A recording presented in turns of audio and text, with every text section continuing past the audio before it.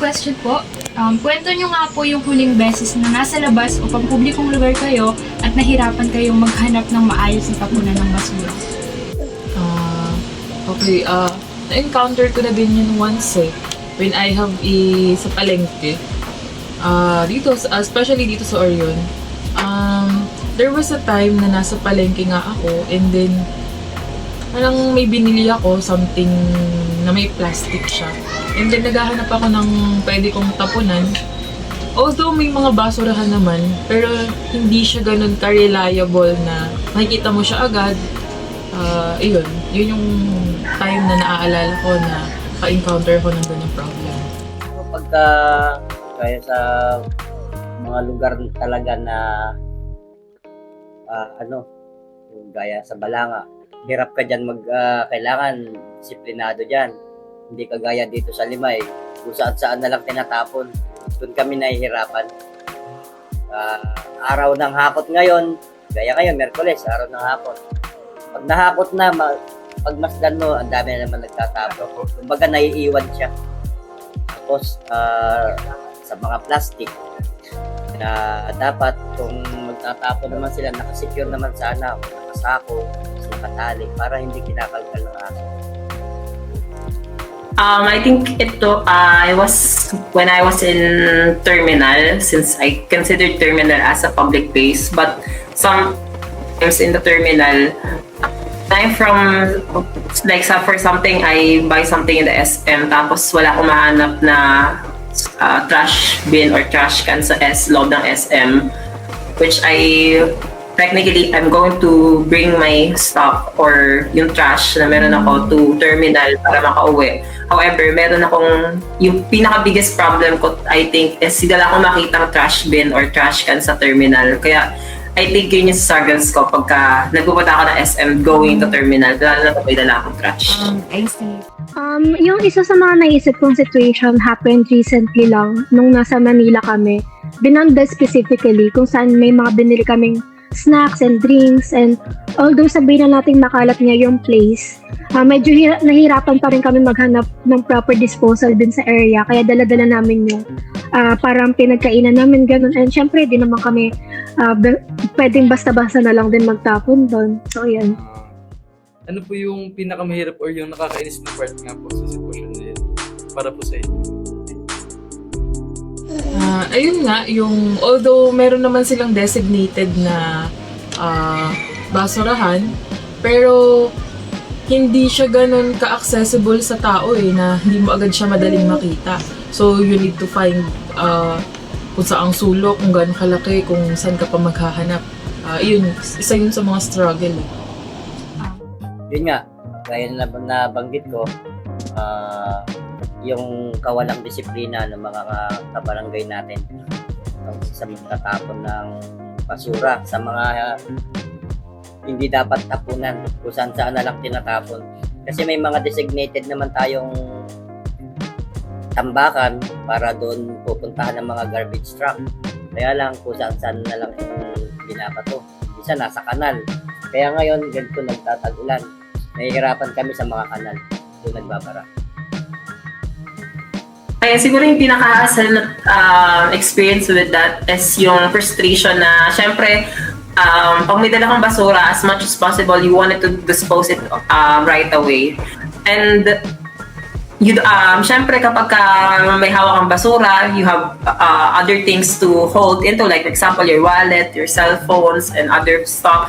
So, as much as immediately as possible, gusto mo makapagtapon. But however, since the problem is there na hindi ka makahanap ng trash bin, it would take time for you para maghanap pa ng trash bin or trash can. So, cost of delay pa siya para makauwi ka kasi ayaw mo naman, syempre as a responsible citizen, you don't want to put your trash into some places na hindi appropriate. So, I think the frustration is you wanted to throw your trash right away. However, since kailangan mo nga sumunod sa policies na meron yung ordinances nito sa Balanga, so it takes time for you para makapag-anap ng trash bin or trash can. Worst case scenario, dadalhin mo siya pa uwi. Syempre yung fact na yun nga mayroon kang dalang-dalang basura throughout the trip, And syempre, nasa galaan kami, hindi ko siya ma-enjoy. Kaya yun yung nakaka-frustrate. Bakit po sa tingin nyo yun yung pinakamahirap na part? Yun nga, unang-una syempre, abala sa time, hassle siya kasi nga, kung nandyan lang sa mga tawag dito, madaling makita, so mabilis kang makapagtapon. Hindi yung hahanapin mo pa kung saan ba nakalagay yung pagtatapunan mo. Ayun, aksaya siya sa time eh. It's a waste of time for some people na talagang busy. Unang-una yung dumi, yung sakit na makukuha mo, hindi mo alam kung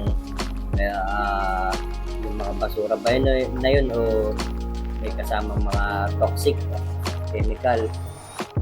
Tapos yung mga basag na bote, hindi mo alam kung pagpunta namin sa kanal, pagtutong namin sa kanal, baka may basag na bote, masugatan yung mga kasama namin. Tapos minsan may patay na hayop na sinasama doon na itinatapon sa kanal. Isa pa yun, hindi lang naman kami ang mapeperwisyo nun. Una-una yung mga nasa malapit sa pinagtapunan, yung mga ngamon. I think yun yung pinakamahirap na part kasi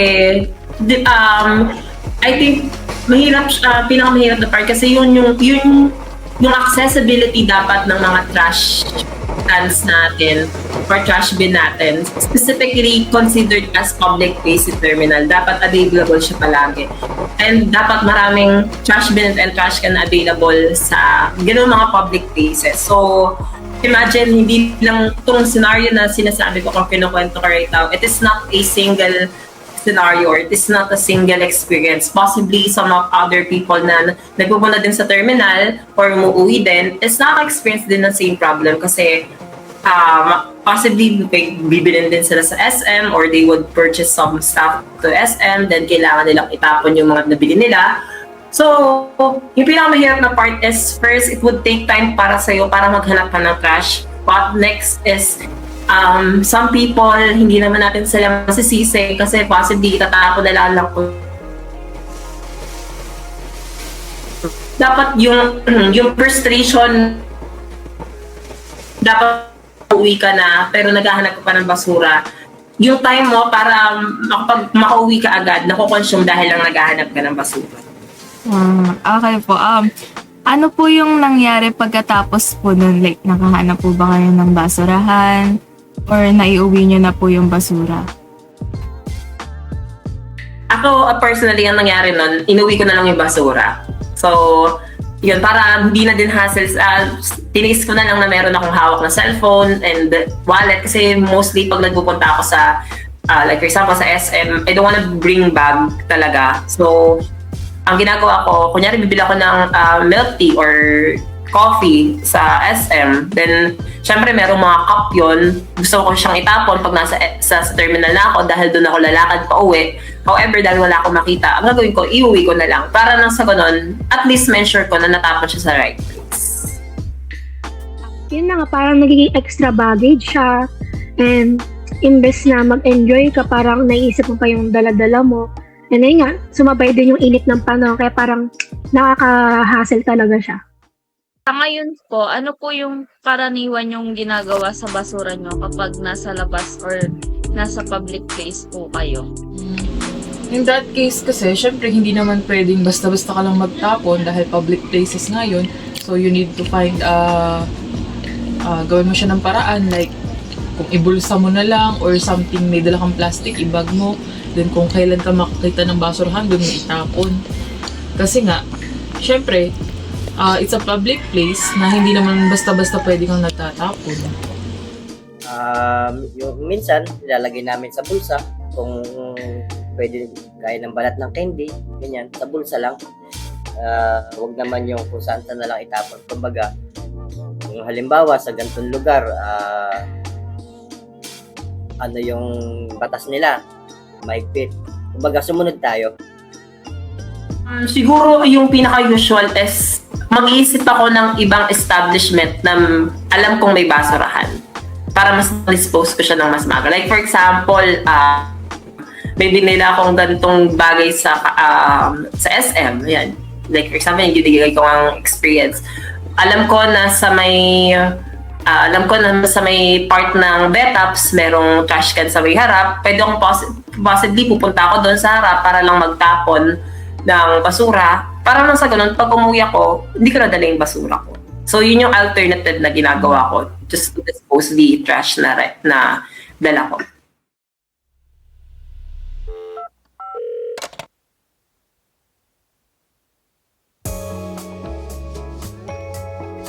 Katulad nga nun, kapag alam ko namang pupunta kami sa mga ganung lugar na alam kong hindi ako agad makakahanap ng parang proper disposal ni bin, minsan minimake sure ko na meron akong parang extra dalang plastic or naman kaya kapag bumibili kami, minsan nanghihingi ako ng extra lagayan or plastic para yun yung magiging parang temporary namin na basurahan. Tsaka ako ilalagay sa bag para hindi siya ganong mahirap dalhin. I have question po. Ano po yung hindi nyo nagugustuhan sa kasalukuyan yung paraan po ng pagtatapon ng basura kahit nasa labas po kayo at pampublikong lugar at bakit po? Unang-una, sa, mismo sa place or sa barangay, syempre maobserbahan mo yan. Kung paano nagpa-proper waste disposal yung per household or yung mga taong nakatira doon. Ang una kong napapansin is sobrang layo ng mga designated segregation waste or tapunan ng basura na yun sa per barangay. So, paano makaka-reach yung bawat household na makakapagtapon ng tama if the area of the designated na tatapunan ng waste is malayo, hindi accessible, so hindi siya applicable sa lahat na makakapunta doon. Or kaya yung iba kung saan na lang basta nagtatapon. Iyon yung mga isa kong napapansin.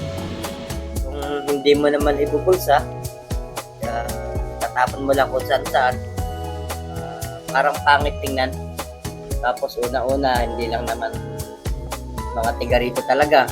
Kung minsan may mga dayo, mga turista, ganyan. Kahit na local tourist siya, makikita bakit ganun yung lugar.